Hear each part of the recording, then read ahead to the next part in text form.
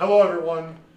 This is a pretty difficult looking piecewise function. It's riddled with fractions and we're really just going to have to kind of gut our way through this one rather than just getting some lines for free. So let's get started. Y equals -3/4 x for x less than -4. Now remember, it's okay to plug a -4 in for x as long as you remember that it's going to generate a hollow point. So if we plug a -4 in there, -3/4 times -4, the 4's and the negatives cancel, and we end up with a 3.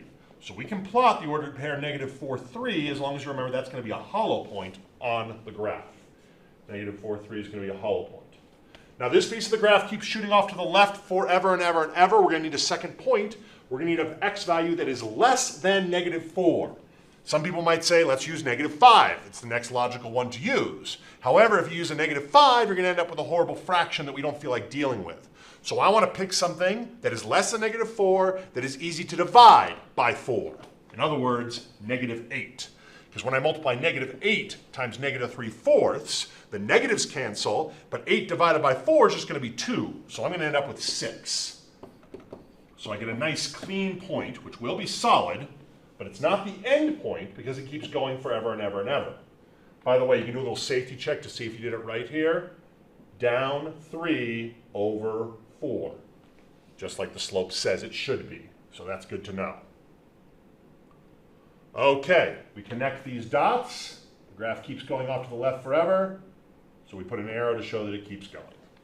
That takes care of the first piece. Let's do the second piece. What is happening?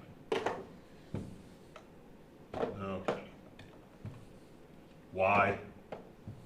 All right. Eraser. Big eraser. Okay, now let's look at the next piece. Y equals 1/2 x plus 1. Let's use both these endpoints. The 5 is not going to work as nicely as we might like, but dividing by 2 isn't so bad. If we're going to deal with fractions, it might as well be a half. So we'll use our two endpoints, -4 and 5. We plug a -4 in there. -4 times 1/2 is going to be -2 plus 1 is -1. You plug a 5 in there, check this out. 1/2 times 5 is 5/2. That's the same thing as 2.5. Add a 1 to that, you get 3.5. You know, dealing with the 0.5 decimal or the 5/10 decimal is not that bad. So -4, -1. At -4, we're going to have a solid point. And 5, 3.5, we're going to have a hollow point. Okay, so -4, -1. Big solid point right there. 5 and 3.5. This should be a hollow point. There we go. Right at 3.5? Yeah, that looks good. And a little safety check. Because of the +1 here, we actually know that we hit the y-axis at 1. So we get our middle piece right there like that. Looks good. Let's do the last piece.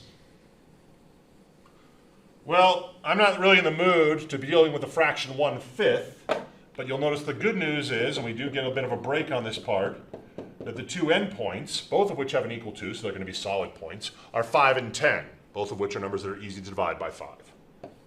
So we make our table. We're going to plug a 5 and a 10. We're going to get two solid points when we do this. Let's find out what they are. We plug a 5 in there. -1/5 times 5 is -1 plus 3 is +2.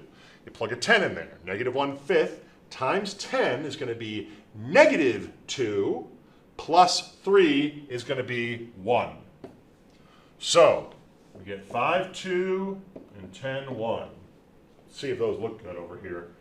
So I know I did that in black, but let's do it in green over here.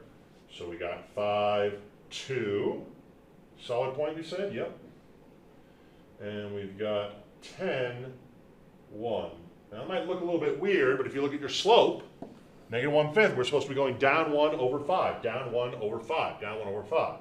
This one, however, is bounded between 5 and 10. It's a compound inequality, so it does not keep going, it just stops. That's it, that's the piece. So, this is the piecewise function, and we can see that if we're willing to take a little bit of time, the fractions really don't make it that much harder to work with. Thanks for watching, I hope it helped.